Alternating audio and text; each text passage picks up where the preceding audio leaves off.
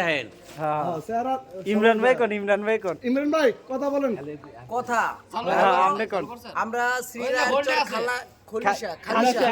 খালিশা বাজারে আবার দেন কি রে আমার কথা জানা কোন ভাই? হ্যালো গাইস, আমরা আইছি শ্রী রায়ের চর খালিশা কান্দি, ওই যে খালিশা বাজার দাওয়াত কান্দি। হ্যাঁ, এই যে আমাকে বাইরে লোক ঝালমুড়ি খাইতে আইছি, হেভি টেস্টি ঝালমুড়ি বানায়, বিশ্বাস করুন খাইয়ে তো পুরো দেওয়ানো হয়ে গেছে গা।